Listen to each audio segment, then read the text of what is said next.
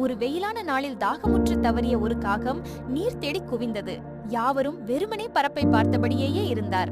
சோர்ந்து போன காகம் தன்னிடம் பார்த்தபோது ஒரு சில கற்கள் கண்ணுக்கு விழுந்தன.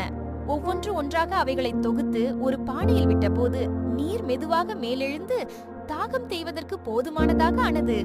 இந்த கதையைப் போல் நமக்கு எதிரினா முன் தடைகள் வந்தாலும் நம் நுண்மையான யோசனை, பொறுமை மற்றும் முயற்சி நம்மை வெற்றிக்கு கொண்டு செல்லும்.